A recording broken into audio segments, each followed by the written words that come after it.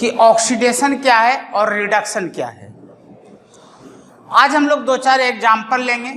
कोई एक इक्वेशन लिखा हुआ होगा और उस इक्वेशन में हमें ये पता करना है कि किसका ऑक्सीडेशन हो रहा है और किसका रिडक्शन हो रहा है।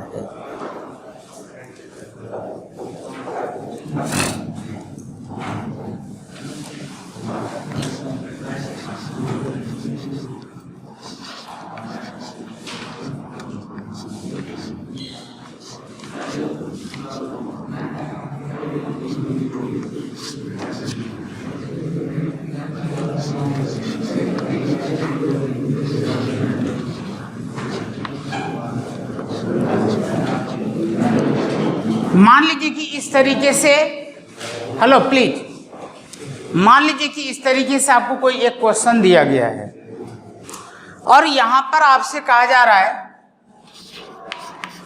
कि बताना है कि ऑक्सीडेशन किसका हुआ, इसमें रिडक्शन किसका हुआ, इसमें कौन ऑक्सीडाइजिंग एजेंट है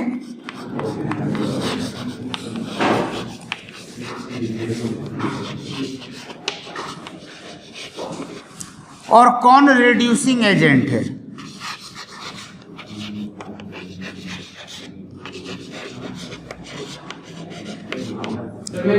आ जाइए। तो ये 4 चीज अपने को पता करना है। तो यहां पर सबसे पहले आपको जो करना है, इसमें जितने भी एलिमेंट्स आप देख रहे हैं, हर एक एलिमेंट्स का पहले उसके ऊपर ऑक्सीडेशन नंबर लिखना होता है। हालांकि थोड़ी देर के बाद हम लोग ऑक्सीडेशन नंबर निकालने के लिए भी सीखेंगे। यहां पर Mn का ऑक्सीडेशन नंबर +7, ऑक्सीजन का -2, आयोडाइड आयन का -1, Mn का +4, ऑक्सीजन का -2 और आयोडीन का 0। इसे रटने की जरूरत नहीं, इसका कुछ रूल है। जब वो रूल हम लोग समझ लेंगे, यह ऑनलाइन क्लास में मैंने आप लोगों को पढ़ाया भी था, तो उसमें एक मुख्तियार या पता नहीं क्या नाम है, हाँ वो प्रेजेंट था, इक्के दुक्के बच्चे प्रेजेंट होते थे। तो दोबारा इसको मैं रिपीट करूंगा। तो आपको यहां पर यह पता करना है कि इसमें से किसका ऑक्सीडेशन हुआ और किसका रिडक्शन हुआ। Mn यहां भी है और Mn यहां भी है।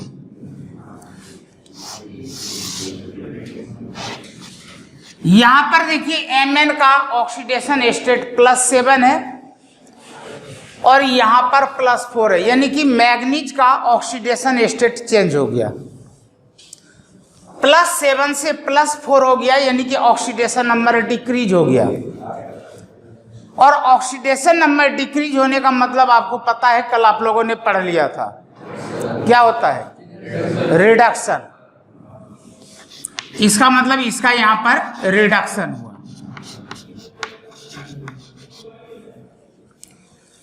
यहां पर ऑक्सीजन का -2 है, यहां भी ऑक्सीजन का -2 है, यानी कि ऑक्सीजन के ऑक्सीडेशन स्टेट में कोई चेंजिंग नहीं हुआ, यानी कि ऑक्सीजन का ना तो यहां पर ऑक्सीडेशन हुआ है और ना ही रिडक्शन हुआ है, इसलिए इसके ऊपर हम लोग डिस्कस नहीं करेंगे। यहां पर आयोडीन है और यहां पर भी आयोडीन है। यहां पर आयोडीन आयोडाइड के फॉर्म में है और यहां पर आयोडीन मॉलिक्यूल के फॉर्म में है।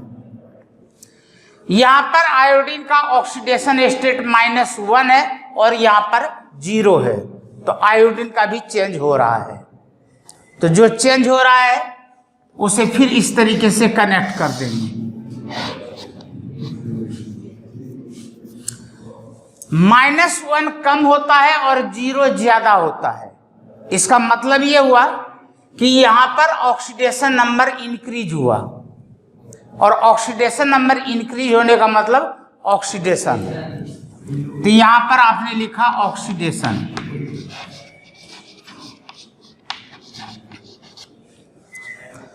अब ये पता लग गया कि इसमें ऑक्सीडेशन किसका हुआ है और रिडक्शन किसका हुआ है। जब भी नाम लिखा जाएगा केवल रिएक्टेंट का लिखेंगे, प्रोडक्ट का नहीं लिखेंगे। यदि यहां पर रिडक्शन Mn का हो रहा है तो अकेला Mn का भी नाम नहीं आएगा, पूरे ग्रुप का नाम आएगा। यदि मान लीजिए कि कल को आप सक्सेस हो जाते हैं किसी फील्ड में, तो आपका तो नाम होगा ही, लेकिन आपके साथ जो जुड़े हुए लोग हैं सबों का नाम होगा, पूरे कुनबे का नाम हो जाएगा, पूरे परिवार का नाम हो जाएगा। तो यहां पर यह जो Mn है यह MnO4 निगेटिव के रूप में है, तो यहां पर रिडक्शन किसका होगा? MnO4 निगेटिव का। तो रिडक्शन के जगह पर आप यहां पर लिखते हैं MnO4 माइनस, इसको पर मैग्नेट आयन बोला जाता है। MnO4 निगेटिव को पर मैग्नेट आयन बोला जाता है। एक्चुअली रिडक्शन यहां पर Mn का हो रहा है, लेकिन जब हमें यहां पर लिखना होगा तो अकेले Mn को नहीं लिखना है, इस पूरे स्पेसीज को उठाना पड़ेगा।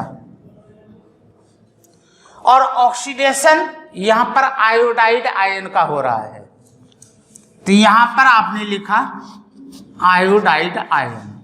ये 2 पॉइंट समझ में आया क्या? प्रोडक्ट वाले को नहीं लिखना है, ये याद रखिए। जो भी नाम आएगा केवल और केवल रिएक्टेंट का ही नाम आएगा, चाहे ऑक्सीडेशन हो या रिडक्शन हो। अब बात है यहां पर ऑक्सीडाइजिंग एजेंट का मतलब क्या होता है। देखो, एजेंट का वास्तव में मतलब होता है जो काम कोई करवाता है। अब मान लीजिए कि कोई टिकट बुक करवाने का काम करता है, तो उसको उस चीज का एजेंट बोला जाता है। कोई LIC करवाता है तो LIC एजेंट कहते हैं। तो जो ऑक्सीडेशन करवाता है या जिसके कारण ऑक्सीडेशन होता है। अब मान लीजिए कि एक भिखारी है और एक अमीर आदमी है, और भिखारी कटोरा लेकर के रोड पे खड़ा हो गया और उसे भीख मिली ही नहीं। तो जब उसे भीख ही नहीं मिली तो वो भिखारी कहां का? या मान लीजिए कि कोई बहुत बड़ा दानी आदमी है, वह सोना चांदी हीरा जवाहरात सब कुछ लेकर के बैठा हुआ है कि भाई जो भिखारी आएगा उसको हम दान देंगे, और कोई भीख लेने के लिए आया ही नहीं, तो वो दानी कहां का? ठीक है। लेकिन यदि कोई आ गया भीख लेने के लिए और उस दानी ने उसे भीख में वो दान दे दिया, तो अब वह दानी भी कहलाएगा और ये भिखारी भी कहलाएगा। तो किसी को दानी किसने बनाया? भिखारी ने। और किसी को भिखारी किसने बनाया? दानी ने। बात को समझिएगा। तो यदि यहां पर इसका रिडक्शन हुआ है तो किसके कारण हुआ होगा? इसकी वजह से हुआ होगा। और यदि इसका ऑक्सीडेशन हुआ होगा तो इसके कारण हुआ होगा। यानी कि हमें क्या याद रखना है?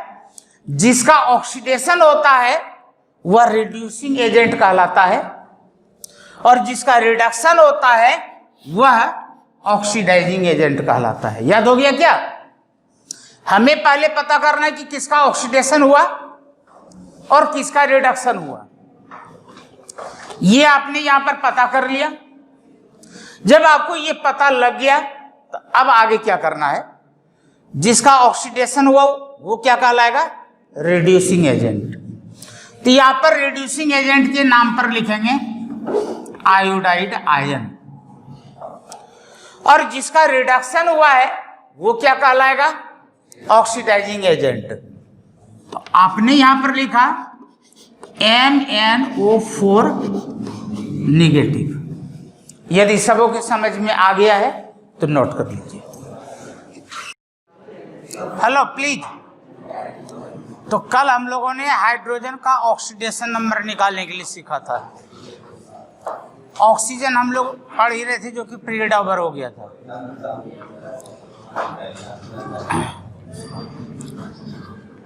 तो यहां पर ऑक्सीडेशन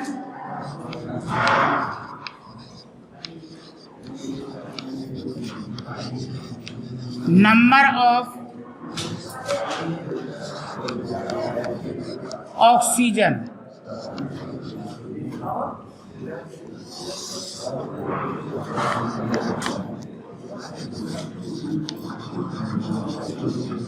नॉर्मल ऑक्साइड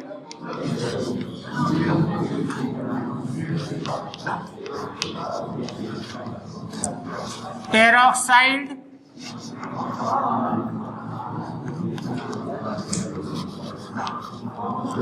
और सुपर ऑक्साइड। अब नॉर्मल ऑक्साइड के बारे में हम लोगों ने कल पढ़ा था कि यदि ऑक्सीजन डायरेक्ट किसी अदर एलिमेंट के साथ जुड़ा हुआ हो, चाहे वह सिंगल बॉन्ड से जुड़ा हो या डबल बॉन्ड से जुड़ा हो, वह नॉर्मल ऑक्साइड कहलाएगा।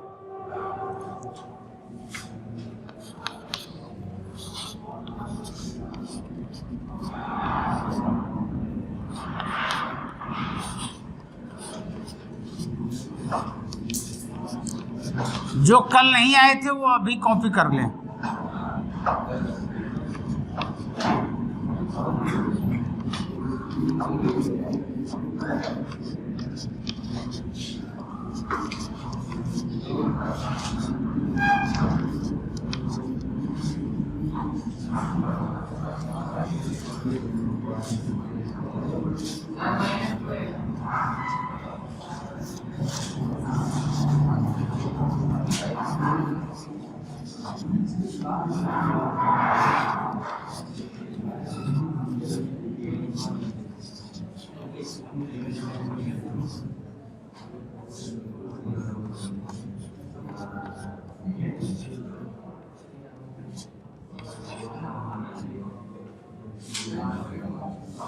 अभी यहां पर पहले समझ लीजिए, इस ऑक्सीजन को देखिए, यह डायरेक्ट क्रोमियम के साथ जुड़ा हुआ है और ये ऑक्सीजन क्रोमियम के अलावा किसी और अदर ऑक्सीजन के साथ नहीं जुड़ा हुआ है। इसलिए यहां पर जो ये ऑक्सीजन है यह नॉर्मल ऑक्साइड कहलाएगा। लेकिन इस ऑक्सीजन को देखें, यह एक साइड क्रोमियम से जरूर जुड़ा हुआ है, लेकिन दूसरी ओर यह डायरेक्ट ऑक्सीजन के साथ जुड़ा हुआ है और वो भी सिंगल बॉन्ड के साथ। तो ये दोनों ऑक्सीजन यहाँ पर पेरोक्साइड कहलाएंगे, ये दोनों ऑक्सीजन भी यहाँ पर पेरोक्साइड कहलाएंगे, जबकि ये वाला जो ऑक्सीजन है यह नॉर्मल ऑक्साइड कहलाएगा। ये समझ में आया क्या? अब यहाँ पर सुपर ऑक्साइड, यदि ऑक्सीजन यहाँ पर आपस में सिंगल बॉन्ड से जुड़े हों, यदि सिर्फ यह इतना ही रहे तब तो यह पेरोक्साइड है। यदि दो ऑक्सीजन आपस में सिंगल बॉन्ड से जुड़े हों और किसी ऑक्सीजन के ऊपर कोई प्लस या माइनस चार्ज नहीं है तो वह पेरोक्साइड कहलाएगा। लेकिन इन केस इन दो में से किसी एक के ऊपर या फिर दोनों के ऊपर यदि प्लस या माइनस चार्ज आ जाए तो फिर वह वहां पर सुपर ऑक्साइड कहलाएगा।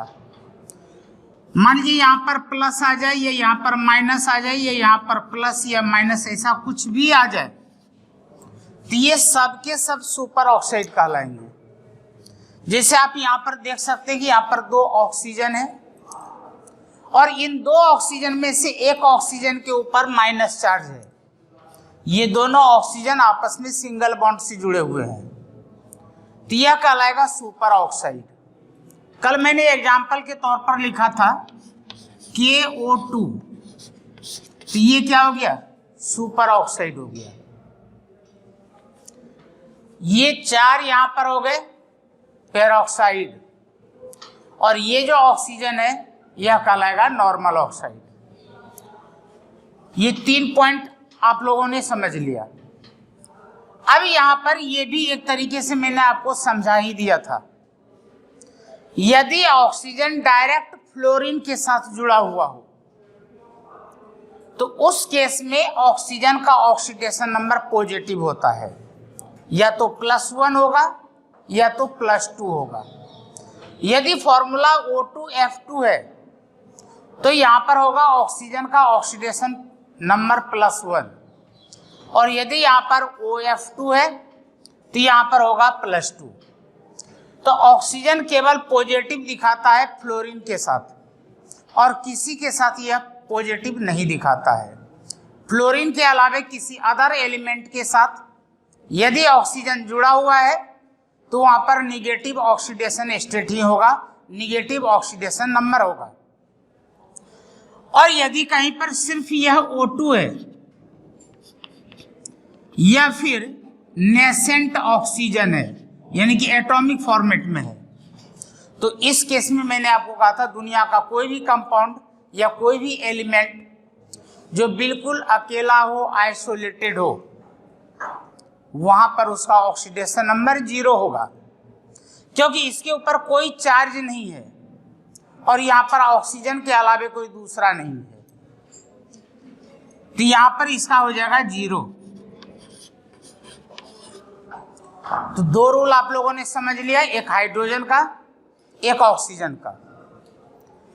यहां पर 2 और हम लोग समझेंगे कि यदि कोई चार्ज हो, यानी कि कोई आयन हो, एलिमेंट्री आयन। एलिमेंट्री आयन का मतलब हो गया